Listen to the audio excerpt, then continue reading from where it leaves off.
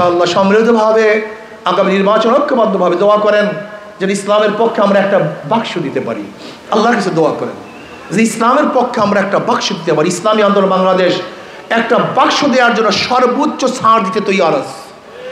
ইসলামী আন্দোলন বাংলাদেশ ইসলামী হুকুমাতের জন্য একটা বাক্স দেওয়ার জন্য ইসলামের পক্ষে সর্বোচ্চ ছাড় দেওয়ার জন্য তারা প্রস্তুত আছে। যেখানে যে নির্বাচিত হতে পারেন, যেখানে যে নির্বাচিত হতে পারেন, আমরা ইনশাআল্লাহ বলবো আপনি সেখানে নির্বাচন করেন। আমরা এই কথা বলবো না যে প্রত্যেক জায়গায় আমাকে প্রায়োরিটি দিতে হবে, এরকম কথা ইসলামী আন্দোলন বাংলাদেশ বলবে না। মানে একটা মার্কার জন্য, একটা বাক্সের জন্য ইসলামী আন্দোলন বাংলাদেশ সর্বোচ্চ ছাড় দিতে প্রস্তুত আছে। জুলাই গণঅভ্যুত্থানের অবিসংবাদিত রাহবার বিপ্লবী জনানন্দিত নেতা হযরত আল্লামা মুফতি সৈয়দ মোহাম্মদ ফয়জুল করিম শেখ চরমরাই বীর চট্টলার উদ্দেশ্যে গুরুত্বপূর্ণ ভাষণ দিবেন ইসলামী আন্দোলন বাংলাদেশের সিনিয়র নায়েব আমির শেখ চরমরাই। ইসলামী আন্দোলন বাংলাদেশ চট্টগ্রাম মহানগর শাখা কর্তৃক আয়োজিত আজকে নগর সম্মেলনের সম্মানিত সভাপতি, কেন্দ্রীয় নেতৃবৃন্দ, সকল স্তরের জনগণ ভাইয়ের আমার, ইসলামী আন্দোলন বাংলাদেশ কি ও কেন? ইসলামী আন্দোলন বাংলাদেশের উদ্দেশ্য কি, নীতি কি, আদর্শ কি? ইসলামী আন্দোলন বাংলাদেশ কি চায়, তাদের দাবি কি? ইসলামী আন্দোলন বাংলাদেশ বিশ্বাস করে শুধু দেশ, দল, নেতা পরিবর্তনের মাধ্যমে মানুষের শান্তি আসতে পারে না, মানুষ মুক্তি পেতে পারে না। উদাহরণস্বরূপ আমরা পেশ করি, আমরা যে ভূখণ্ডের মধ্যে আছি এই ভূখণ্ড 3 বার পরিবর্তন হয়েছে। ব্রিটিশ থেকে মুসলমান আন্দোলন করে স্বাধীন করেছিল। ভেবেছিলাম বৈষম্য দূর হবে, ব্রিটিশ এদেশ থেকে চলে গেলেই মানুষ শান্তি পাবে, মুক্তি পাবে। আপনারা জানেন ব্রিটিশ হরা আন্দোলনে মুসলমানদের ভূমিকা ছিল সবচেয়ে বেশি। 1803 ঈসাই সালে যখন ব্রিটিশ দিল্লি দখল করেছিল, তৎকালীন সময় শাহ ওলিউল্লাহ মুহাদ্দিস দেহলভী রহমতুল্লাহ আলাইহির বড় সন্তান শাহ আব্দুল আজিজ রহমতুল্লাহ আলাইহি ঘোষণা দিয়েছিলেন, আজকের থেকে ব্রিটিশ, আজকের থেকে পার্বত্য উপমহাদেশ দারুল ইসলাম নয়, দারুল হারব। ব্রিটিশদের বিরুদ্ধে আন্দোলন করা প্রত্যেকটা মুসলমানদের জন্য ফরজে আইন। সেই দিনই 1803 ঈসাই সালে ব্রিটিশ হটাও আন্দোলনের সূচনা হয়েছিল। ভেবেছিলাম এবার মুক্তি পাবো, শান্তি পাবো, কিন্তু আমরা কি দেখলাম? বিদেশ এদেশ থেকে যাওয়ার পরেও সংখ্যাগরিষ্ঠ ভারতবাসী তারা মুসলমানদের উপরে অত্যাচার করছে, অবিচার করছে, বৈষম্য করছে। মুসলমানরা চিন্তা করেছিলাম যদি মুসলমানদের জন্য আলাদা ভূখণ্ড করতে পারি, আলাদা দেশ করতে পারি, তাহলে মুসলমান বৈষম্য দূর হবে, নির্যাতনের শিকার হবে না, জুলুম অত্যাচার হবে না, স্বাধীনতা ভোগ করবে। এর জন্য মুসলমানদের আন্দোলনের ভিত্তিতেই আমরা ভারত থেকে আলাদা হয়ে পাকিস্তান নামে একটা দেশ করেছিলাম। ভেবেছিলাম আর বৈষম্য থাকবে না, জুলুম থাকবে না, অত্যাচার থাকবে না, অবিচার থাকবে না। কিন্তু আমরা কি দেখলাম? পশ্চিম পাকিস্তানের মানুষ তারা পূর্ব পাকিস্তানের মানুষের সাথে বৈষম্য করছে, তাদের অধিকার দিচ্ছে না। আবার এদেশের মানুষ একত্রে আন্দোলন করেছিলাম, সংগ্রাম করেছিলাম। আমরা পাকিস্তান থেকে ভাগ হয়ে বাংলাদেশ নামে একটা স্বাধীন রাষ্ট্র করেছিলাম। ভেবেছিলাম বৈষম্য দূর হবে, সাম্য, মানবিক মর্যাদা, সামাজিক ন্যায় বিচার প্রতিষ্ঠা হবে। এই 3 স্লোগানের ভিত্তিতে আমরা আন্দোলন করে রক্ত দিয়ে, জীবন দিয়ে লাল সবুজের পতাকা বাহী এক দেশ বাংলাদেশ গড়েছিলাম। কিন্তু 71-এর সেই আন্দোলন সংগ্রাম আজও সাকসেস হয়নি। আমরা আবার 2024-এ বৈষম্য বিরোধী আন্দোলন করে আবারও ফেসিসকে তাড়িয়েছে। যেন আমরা কে দেখলাম 5ই আগস্টের পরেও আজকে যারা আছে সংখ্যাগরিষ্ঠ, যারা ক্ষমতাবান, তারা বৈষম্য করছে। সেই জুলুম, সেই অত্যাচার, সেই অবিচার, আজও ধর্ষণ, আজও বিনা বিচারে হত্যা, আজও চাঁদাবাজি, আজও দখলদারি, আজও সেই মানুষের অধিকার ফিরে পাচ্ছি না। আজকে গরিব দুঃখী মেহনত মানুষ তাদের অধিকারের জন্য আন্দোলন করছে। এর জন্য আমরা আন্দোলন করি নেই। বৈষম্য দূর করার জন্য আন্দোলন করেছিলাম, বৈষম্য সৃষ্টি করার জন্য আন্দোলন করি নেই। জুলুমকে দূর করার জন্য আন্দোলন করেছিলাম, জুলুমকে স্থায়িত্ব করার জন্য আন্দোলন করি নেই। দুর্নীতিকে দূর করার জন্য আন্দোলন করেছিলাম, দুর্নীতিকে পোষণ করার জন্য আন্দোলন আমরা করি নেই। আজকে গরিব দুঃখী মানুষের অধিকারকে ফিরিয়ে দেওয়ার জন্য আন্দোলন করেছিলাম। তারা ধুঁকি থেকে মরবে, আমাদের সামনে না খেয়ে থাকবে, বস্ত্রহীন থাকবে, ক্ষুধার্ত অবস্থায় থাকবে, এক মুঠা খাদ্যের জন্য কাক এবং কুকুরের সাথে ডাস্টবিনে লড়াই করবে। এরকম দেশের জন্য আমরা আন্দোলন করি নাই।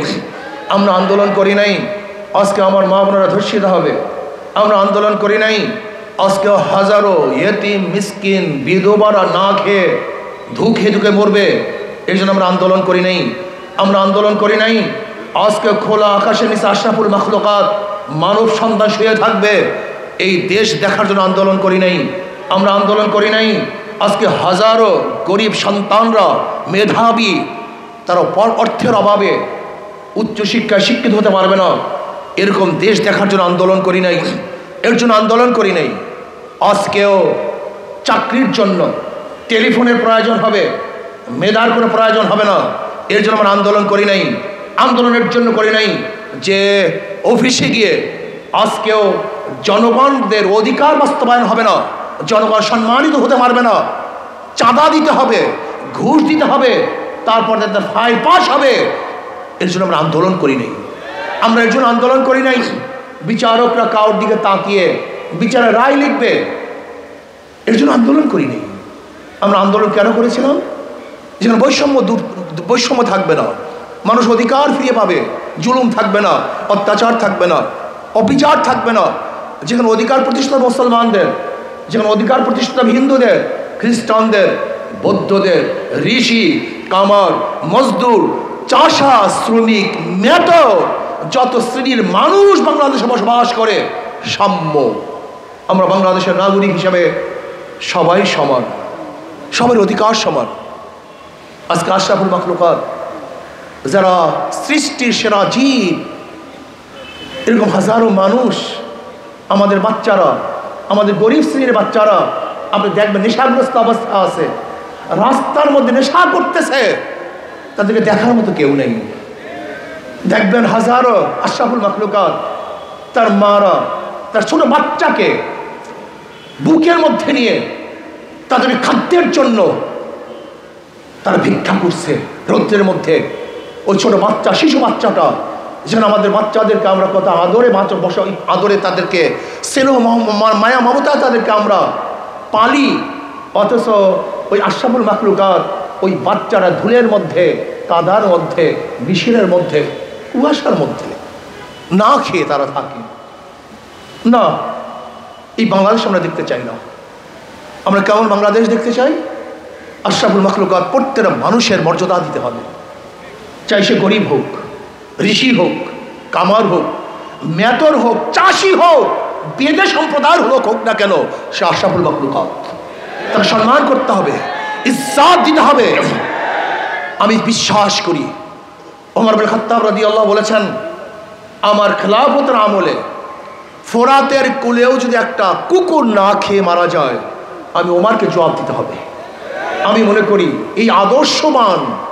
এই আদর্শবান নেতা যতদিন পর্যন্ত বাংলাদেশের নেতৃত্ব না দিবে, ততদিন পর্যন্ত আশরাফুল মাখলুকাতের ইজ্জত, আবরু, সম্মান রক্ষা হবে না, প্রতিষ্ঠিত হতে পারে না। আজকে আমরা কি চাই? আমরা চাই অর্থনৈতিক ভারসাম্য।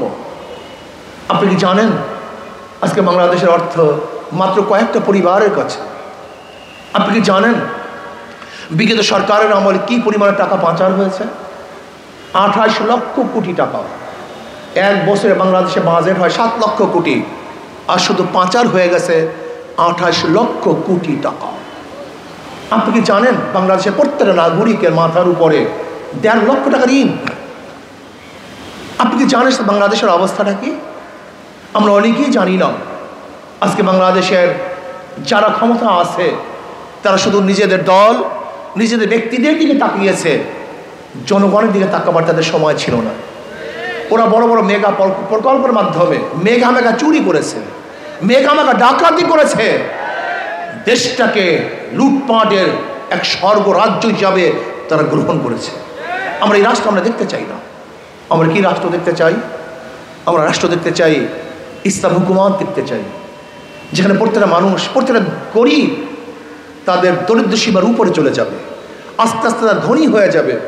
আমার মা বোনেরা বড় বড় শিক্ষিত হবে, আমার মা বোনের ইজ্জত আবরু নিয়ে বসবাস করতে পারবে। আমরা কি দেখতে চাই? আমরা দেখব যে বাংলাদেশে মেধার ভিত্তিতে চাকরি হবে, মেধার ভিত্তিতে সব কাজ হবে, কোনো জায়গায় বৈষম্য থাকবে না। আমরা কি দেখতে চাই? আমরা দেখতে চাই বাংলাদেশ এমন এক রাষ্ট্র হবে যেখানে মা বোনের রাস্তায় নামবে কিন্তু ধর্ষিতা হবে না, একটি জিনিস শিকার হবে না। আমরা এমন বাংলাদেশ দেখতে চাই জনগণ দরজা খুলে ঘুমাবে কিন্তু সেই ঘরের মধ্যে চুরি হবে না, ডাকাতি হবে না। আমরা এমন বাংলাদেশ দেখতে চাই যে বাংলাদেশের মধ্যে মানুষ নির্বিঘ্নে টাকা নিয়ে হাঁটবে, তার পকেটের দিকে কেউ তাকাবে না। আমরা কেমন বাংলাদেশ দেখতে চাই? একজনে বিল্ডিং করবে, চাঁদা দেওয়ার কোনো প্রয়োজন হবে না। আমরা কেমন বাংলাদেশ দেখতে চাই? ব্যবসায়ীরা ব্যবসা করবে, যেখানে চাঁদার কোনো প্রয়োজন হবে না, নির্বিঘ্নে ব্যবসা করতে পারবে। আমরা কি বাংলাদেশ দেখতে চাই?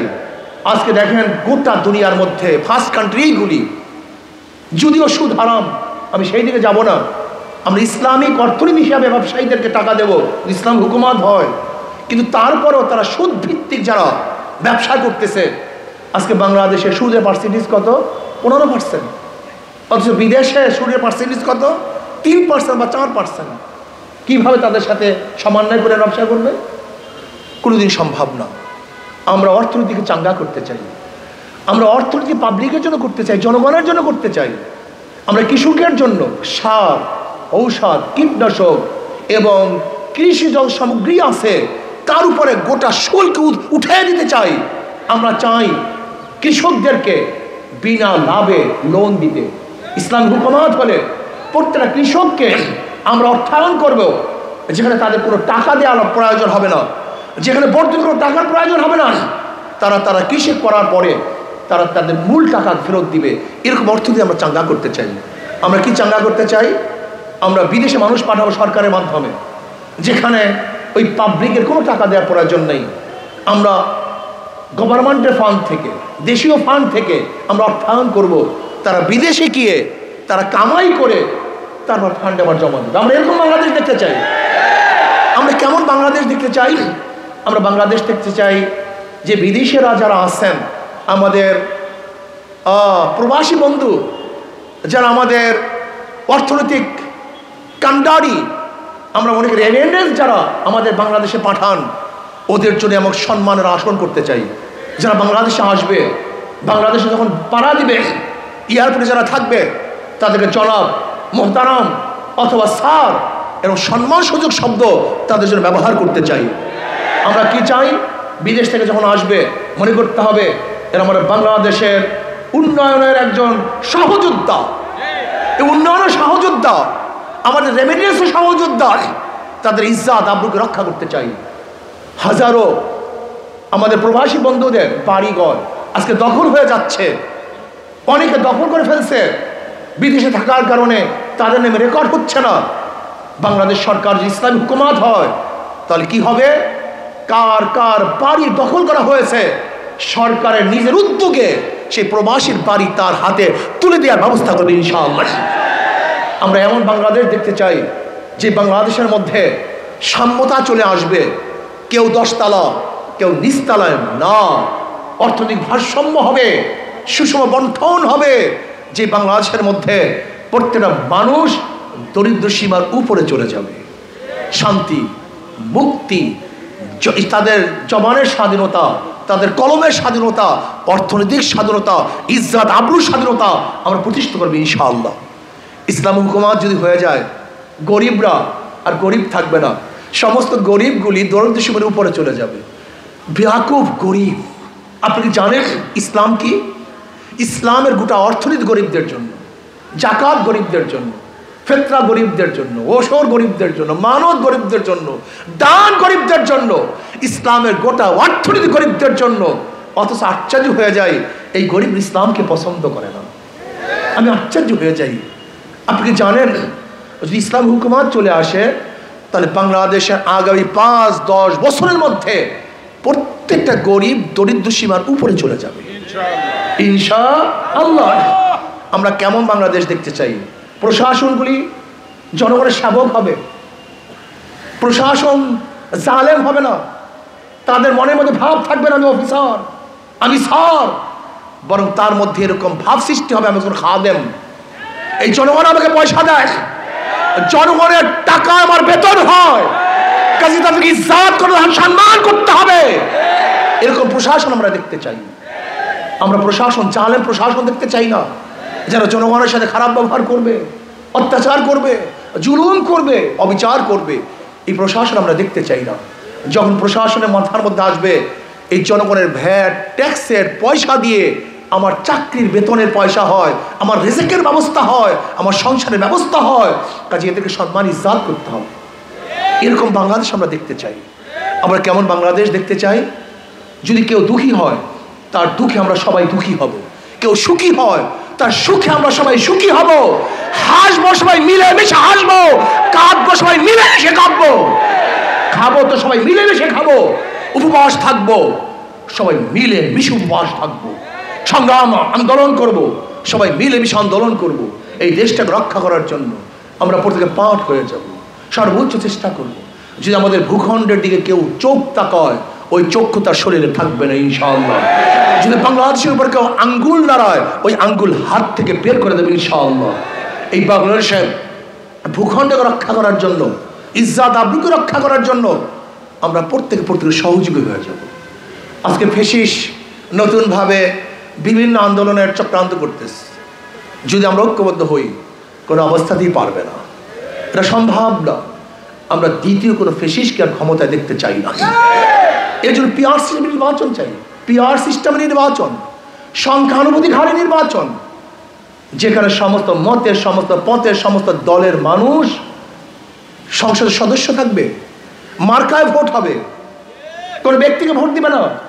ধরে নেন হাত পাখা মার্কা যদি 30% ভোট পায় তাহলে তাদের 90 জন প্রতিনিধি সংসদে থাকবে। এমনকি কোন দল যদি মাত্র 1% ভোট পায়, কত পার্সেন্ট? মাত্র 1% ভোট পায়, তারও প্রতিনিধি সংসদে থাকবে। তাহলে কি হলো? জাতীয় সরকার হবে, জাতীয় সংসদ। এই আমাদের নিজাম ইসলামী পার্টি, আমাদের খেলাফত মজলিস, খেলাফত আন্দোলন, জমিয়তে উলামা ইসলাম, মুসলিম লীগ, নিজাম, যত পার্টি আছে, ওই এবি পার্টি বলেন, বাম পার্টি বলেন, যদি হিন্দুরা তারাও তাদের পক্ষ থেকে মার্কা দেয় তাহলে হিন্দুদের বিশাল এক প্রতিনিধি সংসদে থাকবে। সমস্যা কি? আন্দোলন সংগ্রাম আর রাস্তা করার প্রয়োজন হবে না, আমরা সংসদে বসি প্রত্যেকের কথা ব্যক্ত করতে পারবো। যদি পিআরসি নির্বাচন হয় ফায়দাটা কি হবে? কালো টাকা সরাসরি হবে না, পেশি শক্তি ব্যবহার করা হবে না, আর ফেসিস সংসদ জন্ম দিবে না। যে পিআরসি নির্বাচন হয় সবার অংশগ্রহণমূলক নির্বাচন হবে, জাতীয় সরকার হবে। আমি মনে করি প্রত্যেকটা ভোট কাজে লাগবে। আমি অন্তর্বর্তী সরকারকে বলবো, যেখানে বিএনপি ঘোষণা দিয়েছে জাতীয় সরকার, আর জাতীয় সরকার করার জন্য প্রয়োজন কি? পিআর সিস্টেম নির্বাচন। পিআর সিস্টেম নির্বাচন ব্যতীত জাতীয় সরকার হওয়া সম্ভব না। এই পিআর সিস্টেম নির্বাচন চাই। হ্যাঁ, অবশ্যই প্রয়োজনীয় সংশোধনগুলি করতে হবে, সংস্কারগুলি করতে হবে। প্রয়োজনীয় সংস্কারের বাহিরে যদি নির্বাচন দেন সেই নির্বাচন গ্রহণযোগ্য নির্বাচন হবে না, প্রশ্নবিদ্ধ নির্বাচন হবে, মানুষের ভোট অধিকার প্রয়োগ করতে পারবে না। এর জন্য তাড়াহুড়া করবেন না কেউ নির্বাচনের জন্য, হুট করে নির্বাচন চাবেন না, বরং হ্যাঁ যথাসময় প্রয়োজনীয় সংশোধনের পরই, সংস্কারের পরই নির্বাচন দেওয়া উচিত। তাহলেই এদেশের নির্বাচন হবে গ্রহণযোগ্য নির্বাচন। প্রত্যেকটা জনগণ, ভোটার তাদের ভোট অধিকার প্রয়োগ করতে পারবে। আর একটা কথা বলতে চাই, যারা চাঁদাবাজ, দুর্নীতিবাজ, তাদেরকে আর ভোট দিবেন না। যদি আমার ইসলামী আন্দোলনের মধ্যে দুর্নীতিবাজ হয়, চাঁদাবাজ থাকে, আমাদেরকে ভোট দিবেন না। আজকে আমি আসার সময় আমাদের কর্মীদের ব্যবহার আমার কাছে ভালো লাগে নাই। আজকে দেখলাম তারা আসার সময় রাস্তাকে ব্লক করে ফেলছে। কেন ব্লক করবেন আপনি রাস্তা? হাজারো জনগণের কাজ আছে, প্রয়োজন আছে। আপনি এক সাইড থেকে আসেন, অন্য সাইড থেকে মানুষকে যাওয়ার পথ করে দেন। আপনি কেন রাস্তা বন্ধ করলেন? এই জনগণের রাস্তা, আপনার বন্ধ করার কোনো অধিকার নেই, কোনো অধিকার নেই আপনার রাস্তা বন্ধ করার। জনগণের জন্য রাস্তা ক্লিয়ার করে দেন, আপনার যতটুকু প্রয়োজন ততটুকু রাস্তা নিয়ে নেন। আজকে এক কর্মীকে দেখলাম এক টেম্পোওয়ালার সাথে খারাপ ব্যবহার করেছে। এই আপনার আদর্শ, এই আপনার চরিত্র? তা আপনার মধ্যে ফ্যাসিস্টের মধ্যে পার্থক্যটা কি পার্থক্য আমাকে বলুন? হ্যাঁ, এরকম কর্মী আমরা চাই না। আমরা নীতি ও আদর্শবান কর্মী চাই, চরিত্রবান কর্মী চাই, যারা মানুষের নির্যাতন সহ্য করতে পারবে এই কর্মী আমরা চাই। যদি মানুষের নির্যাতন জুলুম সহ্য করতে না পারেন, ইসলামী আন্দোলন করার কোনো প্রয়োজন আপনার নেই। ইসলামী আন্দোলন বাংলাদেশের কর্মীদেরকে অবশ্যই সাহাবাদের অনুসরণ করতে হবে, সাহাবাদের নমুনায় চলতে হবে। নবীগণ সবচেয়ে বেশি অত্যাচারিত হয়েছেন, জুলুমের শিকার হয়েছেন এবং সবচেয়ে বেশি ধৈর্য ধারণ করেছেন। ইন্নাল্লাহা মা'আস সাবিরিন। যদি আপনাদের আদর্শই ভালো না হয়, চরিত্রই ভালো না হয়, যদি করে এক সাধারণ মানুষ খারাপ ব্যবহার করার কারণেই আপনি উত্তেজিত হয়ে যান, হ্যাঁ উত্তেজিত হতে পারেন, মানুষ বলতে রাগ আছে, কিন্তু স্থায়িত্ব না হওয়া চাই। উত্তেজিত স্থায়িত্ব না হওয়া চাই।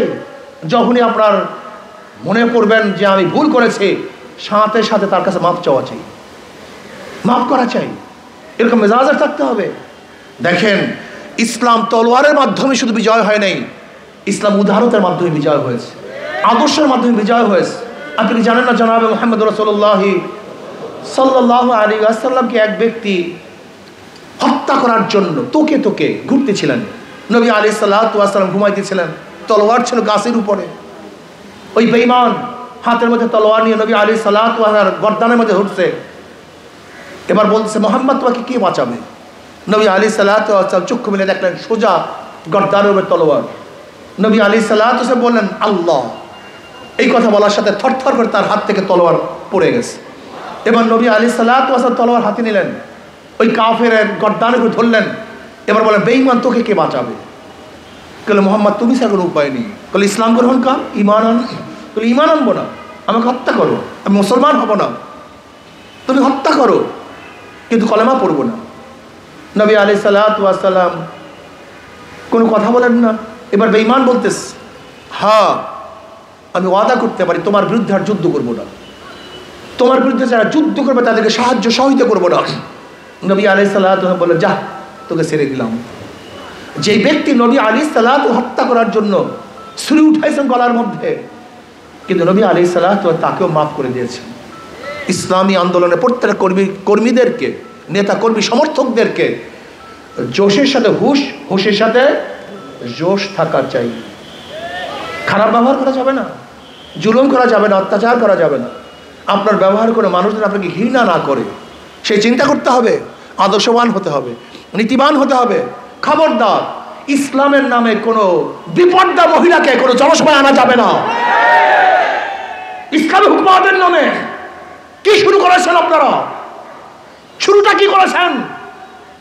ইসলাম শব্দ বাদ দিয়ে দেন, ইসলাম শব্দ বাদ দিয়ে যা মনে চায় তাই করেন। কিন্তু ইসলাম শব্দ লাগিয়ে বিপর্দা আপনাদের জনসভায় মহিলা থাকবে, এরকম ইসলাম আমরা দেখতে চাই না। ধোঁকাবাজি করবেন না, ইসলামের নাম দিয়ে যা ইচ্ছা তাই করবেন, এটা বাংলাদেশের মানুষ মানবে না, মানতে পারে না। ইসলাম শব্দ বাদ দিয়ে যা মনে চায় তাই করেন। আমরা সমস্ত রাজনৈতিক দলকে কিছু বলবো না, কারণ তাদের ইসলাম নাই, কিন্তু ইসলামী আন্দোলনের নাম দিবেন, ইসলাম নাম দিবেন, আর সেখানে শরীয়ত বিরোধী কাজ করবেন। এর ইসলামী আন্দোলনের কোনো প্রয়োজন নেই। আমি স্পষ্ট ইসলামী আন্দোলন বাংলাদেশের প্রত্যেকটা নেতা কর্মীকে বলবো, শরীয়তের খেলাফ কোনো কাজ করা যাবে না। ইসলাম হুকুমত কায়েম করবো শরীয়তকে বাস্তবায়ন করার জন্য, শরীয়তকে ধ্বংস করার জন্য নয়। আর শরীয়তকে ধ্বংস করে কিসের ইসলামী হুকুমত? কেবল সামনে ইসলাম হুকুমত কায়েম করার জন্য। শরীয়তকে বিনষ্ট করে কেবল সামনে ইসলাম হুকুমত কায়েম করার জন্য। এরকম ইসলাম হুকুমত আমরা চাই না। আমরা চাই শরীয়তের ভিত্তির ইসলাম হুকুমত। আমরা কি চাই? আল্লাহ পাক কালামে পাকের মধ্যে ফরমান, আল্লাযীনা ইন মাক্কান্নাহুম ফিল আরদি আকামুস সালাহ, যদি ওদেরকে ক্ষমতা দিতাম তাহলে নামাজ কায়েম করতো। এখন আপনাদের জনসভায় কি নামাজকে ধ্বংস করার জন্য আপনারা যাচ্ছি নাকি? হ্যাঁ, নামাজ কায়েম করা আসল উদ্দেশ্য। অথচ দেখা যায় আমরা জনসভা করব আর সে নামাজকে ধ্বংস করে ফেলবো। এরকম ইসলামী আন্দোলন বাংলাদেশে আমরা চাই না। ইসলামী আন্দোলন বাংলাদেশের প্রত্যেকটা নেতা কর্মীকে শরীয়তের মানদণ্ডে ঠিক থাকতে হবে, অক্ষুণ্ণ থাকতে হবে। এখানে কোনো সার নাই। ওয়াইয়াউমা হুনাইনিন ইয আ'জাবাতকুম কাসরাতুকুম ফালাম তুগনি আনকুম শাইআ। এর ইসলামী আন্দোলন বাংলাদেশের প্রত্যেকটা নেতা কর্মীকে বলবো, আসুন আমরা সম্মিলিতভাবে সবাই এক হয়ে আল্লাহর জমিনে আল্লাহর হুকুমাতকে কায়েম করার চেষ্টা করি। হাত পাখাকে প্রতিষ্ঠিত করি। হাত পাখা এমন এক প্রতীক, যারা নৌকায় নির্বাচন করে নৌকা চালাতে পারে না, যারা ধানে নির্বাচন করে ধান কাটতে পারে না, যারা নাঙ্গলে নির্বাচন করে তারা নাঙ্গল বইতে পারে না, যারা কাস্তে কুঠা নিয়ে নির্বাচন করে তারা নিজেরা লাকড়ি ফাটতে পারে না। কিন্তু হাত পাখা এমন এক প্রতীক, যে নির্বাচন করে সেও চালাতে পারে, যারা সমর্থন করে তারাও চালাতে পারে, যারা ভোট দেয় তারাও চালাতে পারে, পুরুষরাও চালাতে পারে, মহিলারাও চালাতে পারে, ধনীরাও চালাতে পারে, গরিবরাও চালাতে পারে, ঋষিরাও চালাতে পারে, কুমাররাও চালাতে পারে। হাত পাখা শান্তির প্রতীক। কারেন্ট ফেল করতে পারে কিন্তু হাত পাখা ফেল করে না। আমি বিশ্বাস করি ইসলামী আন্দোলন বাংলাদেশের যে প্রতীক হাত পাখা, হাত পাখা যদি বিজয় হয় এই দেশ বিজয় হবে, হাত পাখা বিজয় হয় এই জনগণ বিজয় হবে, হাত পাখা বিজয় হয় মানবতা বিজয় হবে, ইসলাম বিজয় হবে। কাজে আসুন আমরা ইনশাআল্লাহ সমৃদ্ধভাবে আগামী নির্বাচন ঐক্যবদ্ধভাবে দোয়া করেন যেন ইসলামের পক্ষে আমরা একটা বাক্স দিতে পারি। আল্লাহর কাছে দোয়া করেন যে ইসলামের পক্ষে আমরা একটা বাক্স দিতে পারি। ইসলামী আন্দোলন বাংলাদেশ একটা বাক্স দেওয়ার জন্য সর্বোচ্চ ছাড় দিতে তৈয়ার আছে। ইসলামী আন্দোলন বাংলাদেশ ইসলামী হুকুমাতের জন্য একটা বাক্স দেওয়ার জন্য ইসলামের পক্ষে সর্বোচ্চ ছাড় দেওয়ার জন্য তারা প্রস্তুত আছে। যেখানে যে নির্বাচিত হতে পারেন, যেখানে যে নির্বাচিত হতে পারেন, আমরা ইনশাআল্লাহ বলবো আপনি সেখানে নির্বাচন করেন। আমরা এই কথা বলবো না যে প্রত্যেক জায়গায় আমাকে প্রায়োরিটি দিতে হবে, এরকম কথা ইসলামী আন্দোলন বাংলাদেশ বলবে না। মানে একটা মার্কার জন্য, একটা বাক্সের জন্য ইসলামী আন্দোলন বাংলাদেশ সর্বোচ্চ ছাড় দিতে প্রস্তুত আছে। যেন ইনশাআল্লাহ আগামী নির্বাচন